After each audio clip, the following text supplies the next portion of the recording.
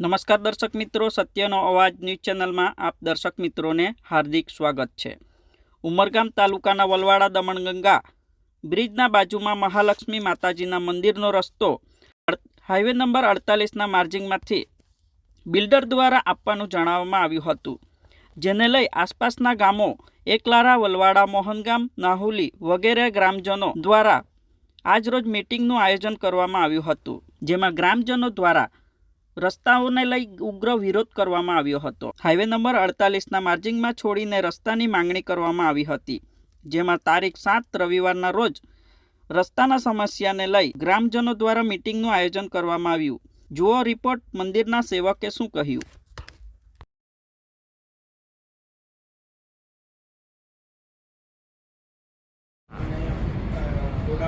મહાલક્ષ્મી મંદિરના મહારાજ છો।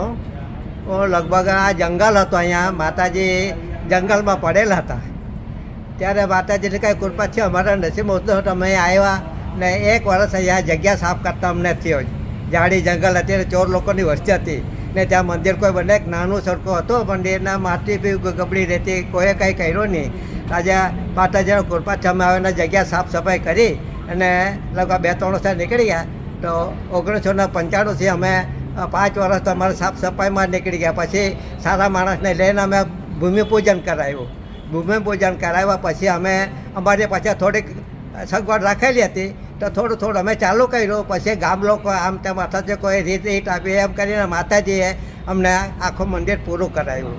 મંદિર આખું પૂરું કરાવ્યું તો આજે બાજુમાંની જે જગ્યા વેચાઈ ગઈ, બાજુમાં જગ્યા વેચાઈ ગઈ, તમને રસ્તાનો પ્રોબ્લેમ પડ્યો, એટલે બધા ગામ લોકો આવેલા હતા અને ગામ લોકોએ અમને રસ્તો, મંદિર આવવાનો રસ્તો અમને કરી આપો, એવી રીતે બધા માણસો ભેગા થયેલા હતા અને એનો રસ્તો અમને જોઈએ, એવી રીતે અમે આ પ્રમાણે કહ્યું। તમે માતાજીનો, કારણ કે દર્શન કરવા આવવાવાળા માણસને 1.5 કિલોમીટર ગાડી દૂર રાખીને દર્શન કરવા આવે, તો એ કેવી રીતે આપણને જે વડીલો હોય નહીં ચાલી શકાય, તો ગાડી અહીંયા આવે તો દરવાજા પર તો દર્શન કરી શકે ને, એટલા ખાતર અમને ગામ લોકો મદદ કરવા આવ્યા છે અને મને રસ્તો અમને ખુલ્લો કરી આપો એમ એવી રીતે અમને જણાવ્યું છે।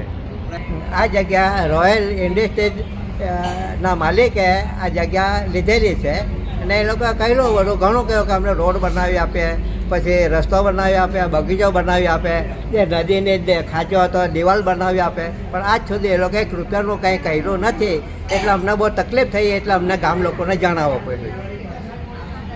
સત્યનો અવાજ ન્યૂઝ ચેનલને સબસ્ક્રાઇબ અને લાઇક કરો, બેલ આઇકન દબાવો, જેથી આવનારી ન્યૂઝ અપડેટની નોટિફિકેશન આપના મોબાઈલ પર સૌથી પહેલા પહોંચે।